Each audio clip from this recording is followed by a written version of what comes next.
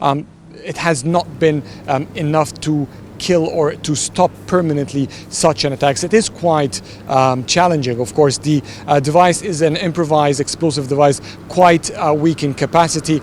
So basically anyone wants to do such a device with the knowledge can be able to do it. And if he throws it in any street in the Egyptian capital or any street in the country, it is really not so evident to spot out immediately.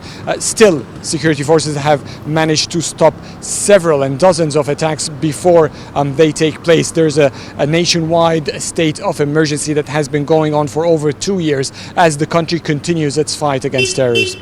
Okay, thank you for that update. That was CGTN's Adel El Marouki there in Cairo for us following that bomb blast on the bus in Cairo. Moving on to other news now, to Côte d'Ivoire, where Beoumi residents have been speaking out following inter-ethnic clashes that erupted on Wednesday. The violence has so far claimed 7 lives, leaving 44 others injured. That's according to police. Fighting broke out after an altercation between a taxi driver and a motorbike operator. The West African nation has witnessed a surge in intercommunal violence in the recent past. The first day after the reprisals between motor taxi and drivers, the situation became widespread. So it was a run for your life situation. They came to burn down our mosque, so we needed self-defense, and we left as reinforcement. If there's oil on fire today, it's because they're the ones who started to get the real ones out to shoot us. I mean it well. They said we killed one of their own. That is what they said. Otherwise, it's not Bole Diola. Now people have transformed this story that it is Bole Diola. That's how it is started. So they came across Massa's drivers, they started hitting them. So people had to defend themselves. People were able to control it to calm down. The next day, they went out with the guns. We were here in the neighborhoods and heard people shooting. They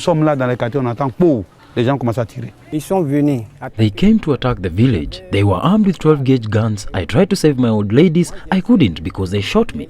So when they fired, I started running. When I came back, my 2 old ladies couldn't get out of the house. They set fire to the house.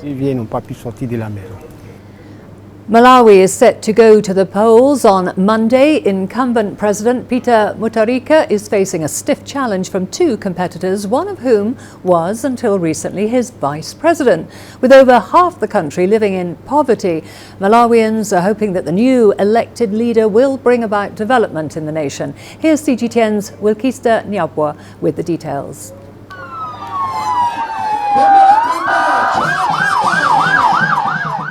On the very last day of campaigns in Malawi, election fever reached fever pitch. The 7 presidential candidates crisscrossed the country in a last-minute effort to secure votes. Incumbent President Peter Mutharika held his last rally in Blantyre. His 2 closest rivals stayed close to the capital. While there are 7 candidates in Malawi's presidential race, it is largely seen as a 3-horse race. Mutharika, the incumbent, is facing a stiff challenge from Saulos Chilima, his former vice president turned rival, and repeat candidate MCP's Lazarus Chakwera. Mutharika defeated Chakwera in the last election. Each of these trying to capture the hearts of voters by addressing issues close to them. 50% of Malawi's population lives in poverty, while a third is heavily dependent on agriculture, factors which have featured in Mutharika's campaigns. I would love to vote for someone who would really end poverty and make all the people live happily. People should be able to have money. Unlike this time, people have no money and everyone is living in abject poverty. So I would love to vote for someone who can change the way things are being run in the country, who can create room for people to have money in their pockets. We're empowering the youth with industrial skills through community technical colleges. And very soon, we'll have community technical college in every constituency in this country, beginning July this year.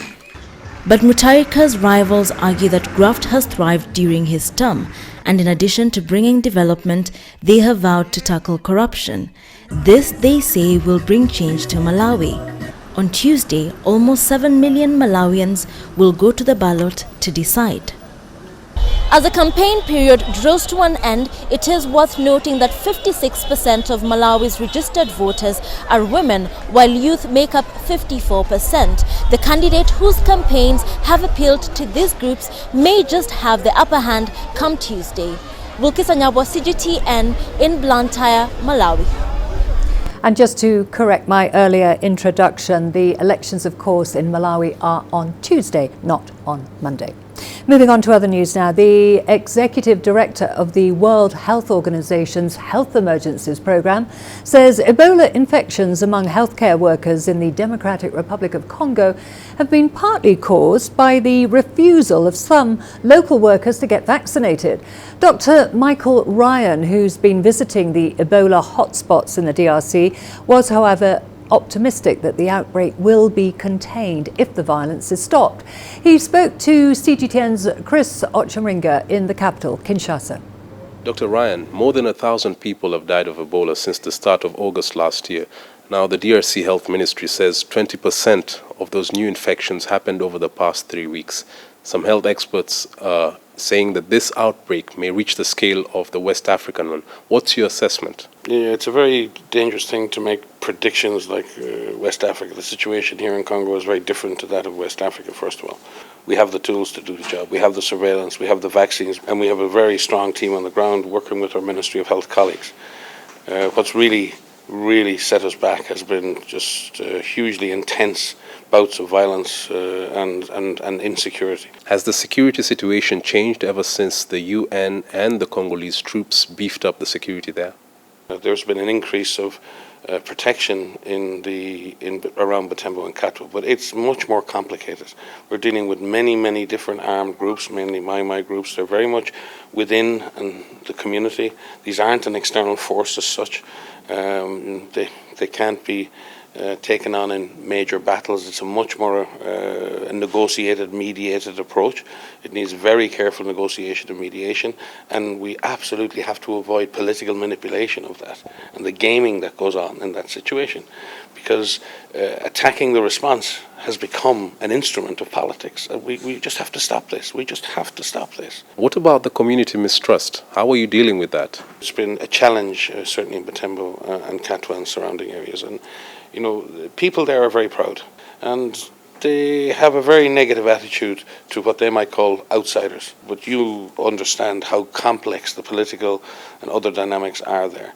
And that's why we need the government, religious groups, we need youth groups, we need women's groups, we need people who represent the community, engaged, involved. Government, Ministry of Health, with our support, has set up a large number of community dialogue platforms. So every Air de Santé now in Butembo and Katwa has one of these dialogue platforms.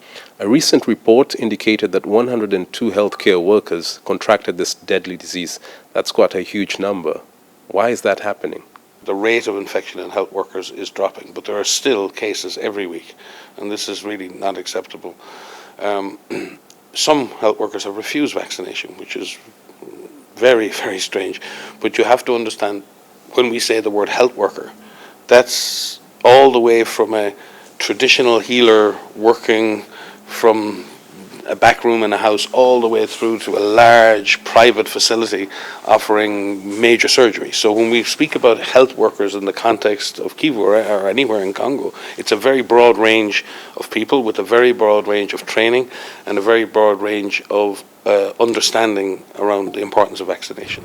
Thank you for sparing time to talk to us. Okay, thank you. We are going to a short break now. Lots more coming up, including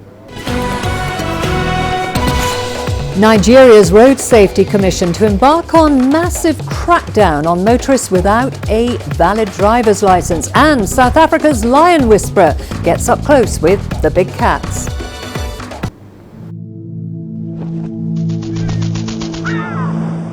How will your world change today?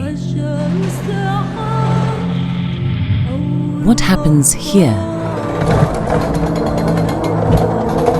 What happens there? Or what you make happen for yourself? If it matters to you, it matters to us too. Your stories are the stories that need to be told. Africa Live. Find your voice.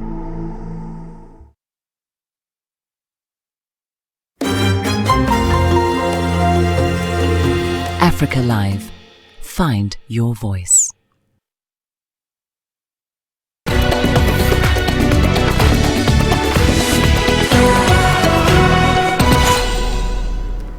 Nigeria's Road Safety Commission says it will begin a massive crackdown on motorists without a valid driver's license in the country's commercial city, Lagos. Quite a number of drivers lack a valid license, while over 60,000 driving licenses lay uncollected at the Commission's office. The Commission has now decided to go after offending drivers in what it calls Operation Show Your Driver's License. Here's CGTN's Deji Badmus with more on that story.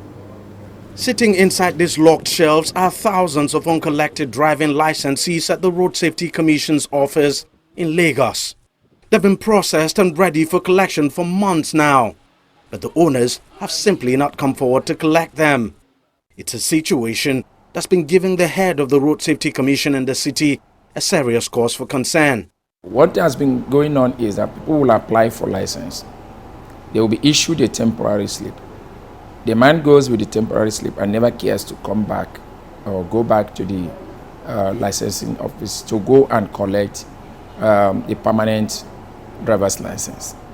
So people drive with expired permanent temporary license. Some drive without license at all. Thousands of motorists hit Lagos roads every day, but many are without valid driving licenses or carried expired ones. The Road Safety Commission has now decided enough is enough. It's now set to begin a crackdown on offending drivers. If we actually discover that you don't have a valid driver's license, that vehicle will be impounded. And after 24 hours and you could not produce it, let's assume that we're giving you the benefit of the doubt of go home and go and pick it. You'll be issued citation. And under that, we have two options. We could even prosecute you, and we could also tell you, okay, you may wish to waiver your right to go to court and pay the prescribed fine of 10,000 naira. The exercise is expected to last for 2 weeks and would see road safety officials deployed across Lagos. But for a city that is well known for its nightmare traffic, some fear the crackdown may worsen the traffic situation. What we are doing is in the interest of the public. You cannot afford to have somebody carrying 18 passengers and he does not have a valid driver's license. So we cannot really put anything, there is nothing you can really use to compare human life. But it will also be done in such a way that we are not going to create any gridlock. With the announcement of the impending Operation Show Your Driver's License, the number of collections at the Road Safety Office is gradually picking up. But you can expect a mad rush at the various licensing offices across the city when the crackdown eventually begins. It's called the last-minute syndrome here, and many have caught it.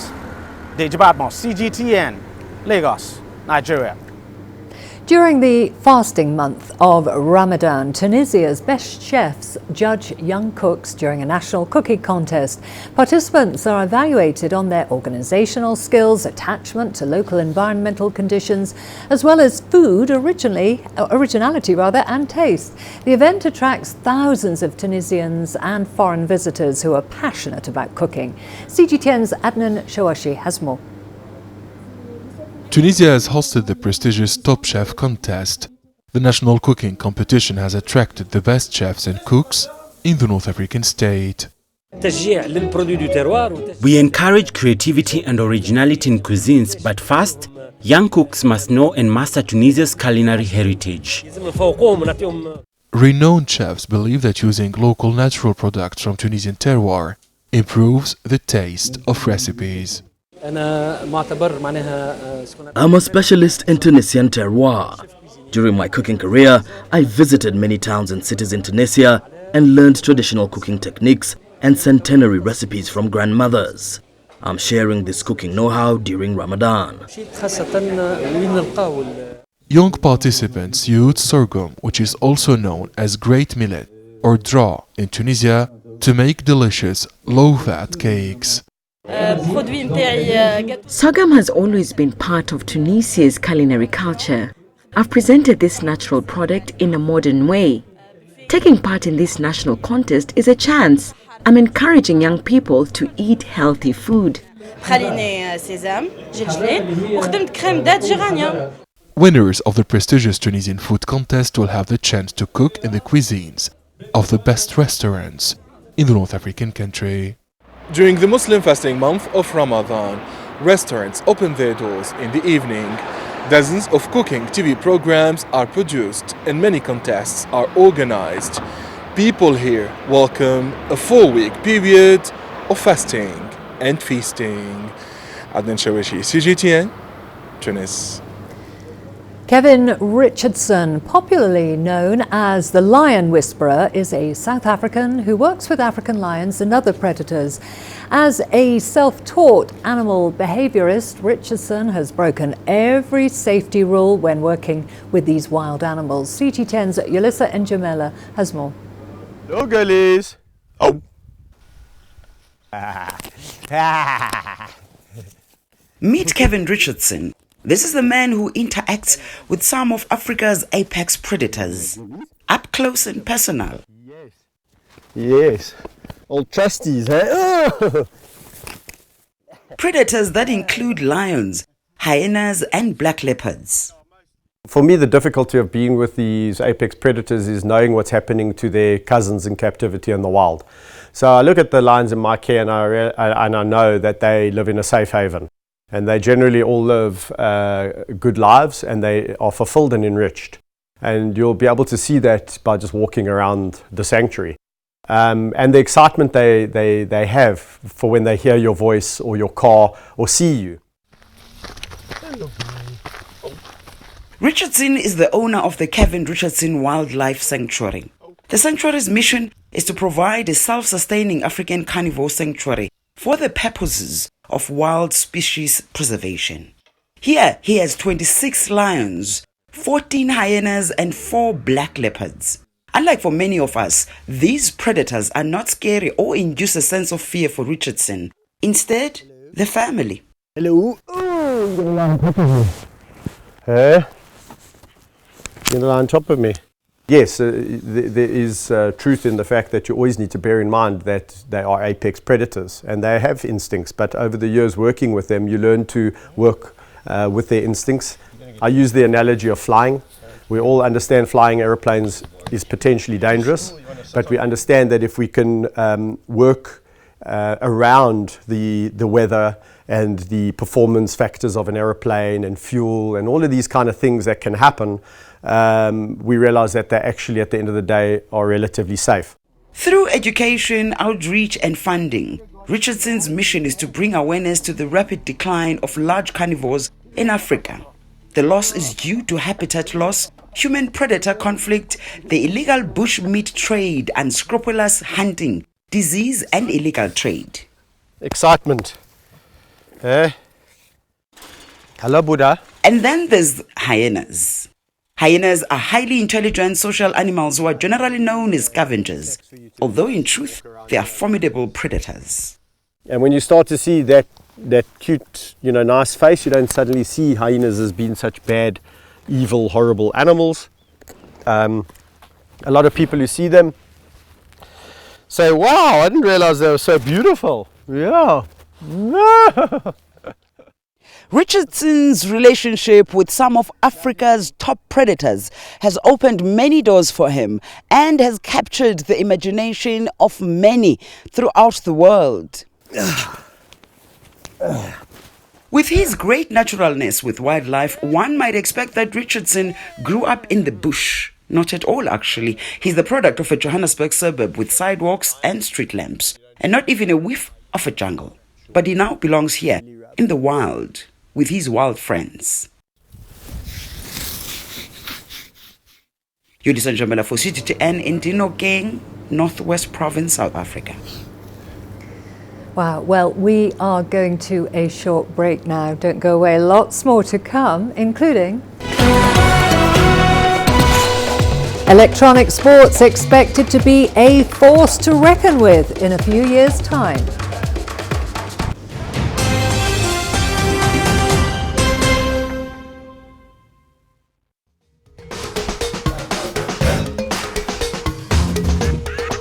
Africa Live. Find your voice.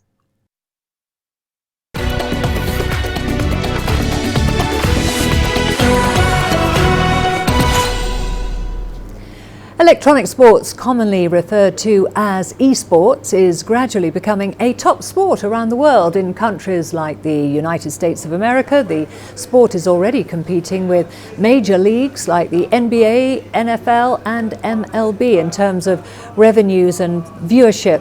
And Africa is not left behind. Kenya is set to host the Africa eSport Championship later in the year, in hopes of popularizing the sport to both fans and to spectators. One of the competition's co-founders is optimistic that in a short time the sport will be a force to reckon with. The top 6 African countries combined generate about $1 billion from now retail and sales and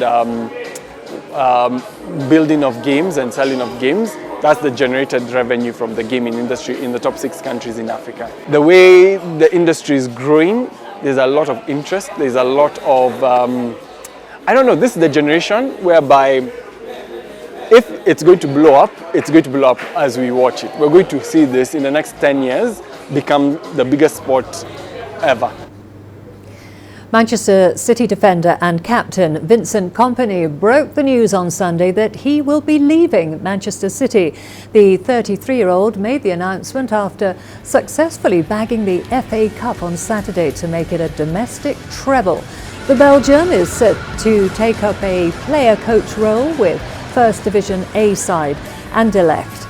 Kompany joined City in 2008 before the club came under Abu Dhabi ownership and became a major force in the English game.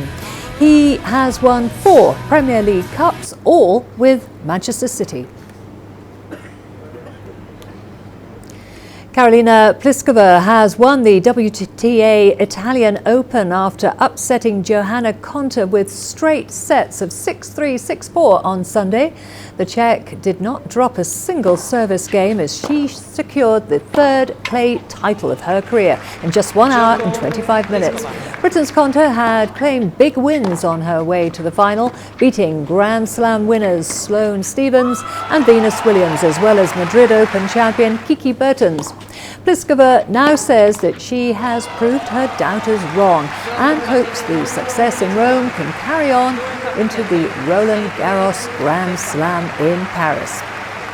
It feels great, and especially on clay, especially in Rome, because I always was losing here in this tournament. So I think right now, I think everybody who was really not believing that I can play good tennis on clay, now they cannot say much. And of course, before Paris is super important. And I think I just showed some good tennis this week and beat good players, which is also important for my confidence.